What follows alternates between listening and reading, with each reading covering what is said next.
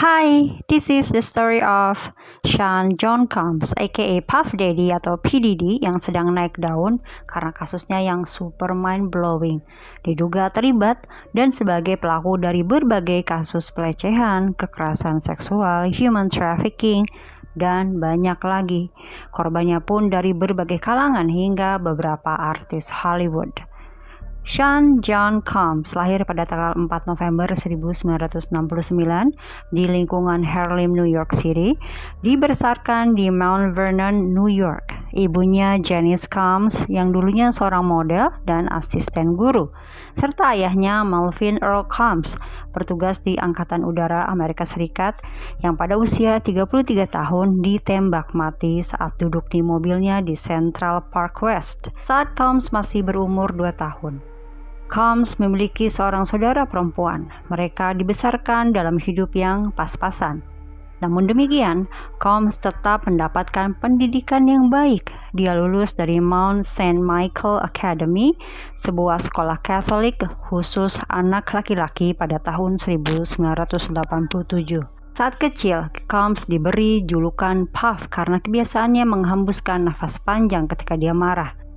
Combs adalah ayah dari 7 orang anak, dari beberapa wanita seperti dari penata gaya Misa Hilton, Kimberly Porter, Sarah Chapman, Dana Trent, dan salah satu anaknya ada yang kembar perempuan. Combs atau P. Diddy menjalin hubungan selama 11 tahun dengan seorang penyanyi Casey Ventura dari 2007 hingga 2018.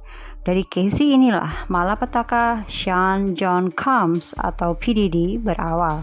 Lulus SMA, Combs lalu melanjutkan studi di Universitas Howard jurusan bisnis. Kemudian Combs menjadi pekerja magang di Uptown Records, New York pada tahun 1990.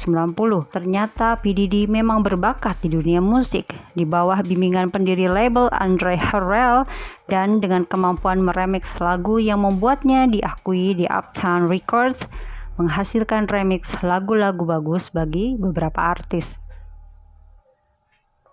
Nampaknya dunia musik memang takdir Combs atau P. Diddy karena tak lama setelah keluar dari Uptown pada tahun 1993, P. Diddy mendirikan labelnya sendiri bernama Bad Boy Records. Dia lalu menghasilkan album-album dan lagu, juga memproduseri sejumlah artis seperti Mary J. Blige, Usher, TLC, dan lain sebagainya. Salah satu lagu terpopuler yang saya ingat adalah I'll Be Missing You sebagai lagu persembahan kepada temannya Notorious B.I.G. atau Christopher Wallace atau Biggie Small yang meninggal karena ditembak. Selain dunia musik, Puff Daddy juga merambah ke bidang usaha lain yang tak jauh dari hiruk-pikuk dunia hiburan, seperti usaha clothing, parfum, restoran, merancang jersey, usaha minuman alkohol, menanam saham di Revolt TV, dan lain-lain. P. Diddy menjadi sangat kaya karena itu. Kemampuan bermusik dan kemampuan wirausahanya membuat dompet dan rekening P. Diddy sangat gendut. Combs juga sering terlibat dalam kegiatan amal. Dia mendirikan Daddy's House Social Programs, sebuah organisasi untuk membantu kaum muda pada tahun 1995. Bersama dengan Jay-Z, dia menjanjikan $1 juta untuk membantu korban badai Katrina pada tahun 2005.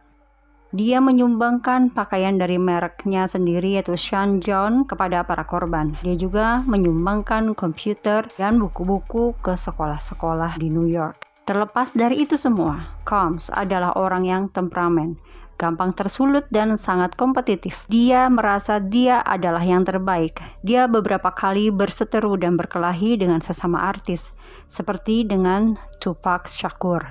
Awalnya mereka berteman, lalu ada perseteruan hingga mereka terbagi dalam rapper East Coast dan West Coast. Tupac Shakur juga pernah menyindir P. Diddy dalam sebuah lagu dan pernah mengatakan di sebuah wawancara stasiun TV bahwa dia tahu semua kedok dan kejahatan P. Diddy. Tak lama kemudian, Tupac Shakur meninggal pada tahun 1996 secara tragis karena ditembak. P. Diddy dan temannya Notorious B.I.G. dicurigai sebagai dalang atas kematian Tupac Shakur. Pada tahun 2009, Los Angeles Times mengklaim bahwa Notorious B.I.G. dan Sean Combs atau P. Diddy mendalangi perampokan dan penembakan Tupac pada tahun 1996. Namun akhirnya berita itu kemudian dicabut. Steve Stone adalah salah satu yang pernah dihajar oleh P. Diddy karena tidak mendengarkan permintaan P. Diddy untuk menghapus adegan music video lagunya di mana ada adegan P. Diddy disalib. Akibatnya, P. Diddy dihujat. Dia marah kepada Steve dan melampiaskan kemarahannya kepada Steve dengan memukulinya. P. Diddy juga terkena kasus pelanggaran senjata api di klub dengan temannya. Namun hebatnya, hanya temannya yang dihukum. Selain itu, ada tuduhan-tuduhan lainnya yang membuatnya terseret dalam masalah hukum yang seringnya diselesaikan dengan cara uang. Selain gemar berkelahi, P. Diddy sangat senang menunjukkan kekuasaannya kepada wanita. Kalau dijabarkan, nampaknya akan banyak sekali kasus dan skandal-skandalnya dengan wanita. Namun berikut sedikit rangkuman dari sekian banyak kasusnya. Pada Mei 2017, Cindy Rueda yang sebelumnya menjabat sebagai koki pribadi P. Diddy di rumahnya mengajukan gugatan terhadap P. Diddy di Pengadilan Tinggi Los Angeles County. Dia mengatakan telah dilecehkan secara seksual. Gugatan tersebut diselesaikan lagi dengan nilai yang dirahasiakan pada bulan Februari 2019. Berlanjut masih di tahun 2019, pada sebuah podcast, seorang wanita bernama Gina Hyun menceritakan bahwa dia sudah berselingkuh dengan P. Diddy saat P. Diddy masih menjalin hubungan dengan Casey Ventura. Gina menceritakan bahwa P. Diddy orang yang secara emosional sangat labil. Gina sering disiksa secara fisik dan mental dan selalu dibanding-bandingkan dengan pacarnya Casey Ventura. Gina juga pernah diberikan uang $5.000 Amerika sebagai imbalan agar Gina mengaborsi anak Diddy yang dikandungnya. Pada 16 November 2023, penyanyi Casey Ventura menjadi kuncian dan awal penyebab kejatuhannya karir P. Diddy. Casey yang sudah menjadi mantan P. Diddy yang 11 tahun menjalani hubungan on and off menjadi perintis yang berani buka suara atas perilaku kontroversial P. Diddy. Casey menggugat P. Diddy ke pengadilan Manhattan dan dugaan tindakan abusif serta kekerasan seksual selama mereka bersama antara rentang 2007 hingga 2018. Casey pernah diminta melakukan hubungan dewasa dengan prostitut laki-laki, sementara P. Diddy menonton mereka. Dalam gugatan, Casey juga menyebut P. Diddy adalah dalang peledakan mobil rapper Kid Cudi karena motif cemburu. Dari semua kesaksian dan gugatan Casey itu, banyak yang menyaksikan kesaksiannya karena bagaimana mungkin baru sekarang diangkat bicara setelah 11 tahun bersama, sehingga Casey dituding hanya ingin memeras P. Diddy saja. Karena akhirnya mereka pun menyelesaikan gugatan itu dengan kesepakatan sejumlah uang. Hal ini makin menguatkan tuduhan bahwa Casey hanya ingin memeras P. Diddy. Namun tuntutan Casey ini seakan membuka keberanian para korban lama lainnya untuk angkat bicara. 23 November 2023, seorang perempuan anonimus menggugat P. Diddy karena disebut telah melakukan pelecehan seksual dan memukulnya.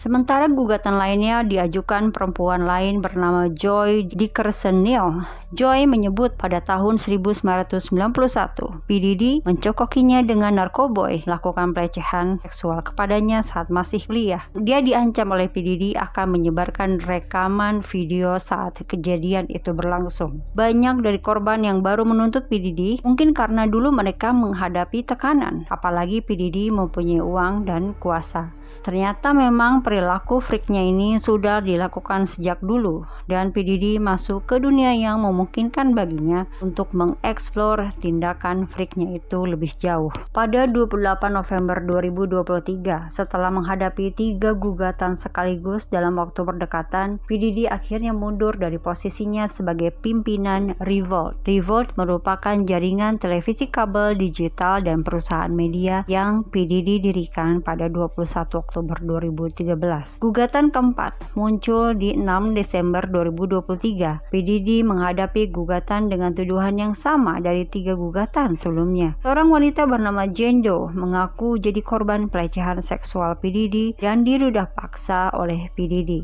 juga oleh mantan bos label Bad Boy Records, Harv Pierre, dan seorang lainnya. Jane Doe mengaku peristiwa ini dialaminya pada 2003 saat dirinya masih berusia 17 tahun. Namun pada 10 Mei 2024, Sean Combs atau P. Diddy meminta juri federal untuk menggugurkan salah satu gugatan terhadapnya karena gugatan yang dilayangkan oleh Jane Doe atau seseorang itu sudah terlalu jauh dari waktu yang diklaim. Seakan efek bola salju, kasus P. Diddy makin banyak dan makin bermunculan. Banyak orang yang speak up. Salah satunya adalah dari Rodney Lil-Rod Jones. Pada 26 Februari 2024, produser musik Lil-Rod mengajukan gugatan yang menuduh P. Diddy melakukan pelecehan seksual dan ancaman. Lil-Rod yang pernah menjadi karyawan P. Diddy mengaku mendapatkan hal itu saat berada di studio dengan meraba salah satu bagian tubuhnya. Lil-Rod mengaku P. Diddy juga merayunya untuk melakukan aktivitas dewasa bersama seorang lainnya. Bahkan Lil-Rod mengatakan P. Diddy pernah memintanya untuk mencari pekerja prostitut yang beberapa diantaranya di bawah umur. Semua tuntutan ini seakan membenarkan gugatan Casey Ventura dahulu dan menghapuskan image bahwa Casey Ventura hanya ingin memeras P. Diddy. P. Diddy harus pasrah digerebek pada 25 Maret 2024 setelah rentetan 5 gugatan dalam waktu berdekatan. Polisi akhirnya menggerebek rumah P. Diddy. Agen federal menggerebek rumah di Los Angeles dan Miami. Saat itu P. Diddy tidak ada di rumah, meskipun putra-putranya ada. Saat penggerebekan ditemukan sejumlah narkoboy, 3 senapan AR-15 dengan nomor seri yang dirusak, amunisi, magasin drum, dan bukti yang sesuai dalam gugatan Casey. Saat penggerebekan juga ditemukan lebih dari 1.000 botol baby oil atau minyak bayi serta pelumas yang semakin menguatkan dugaan bahwa P. Diddy melakukan sejumlah pelecehan dan kekerasan seksual terhadap sejumlah korban. Bahkan karena fakta ini banyak video-video pendek yang memparodikan penemuan baby oil di rumah P. Diddy. Sehari setelah penggerebekan rumah P. Diddy pada 26 Maret 2024, ia mengecam tindakan aparat tersebut.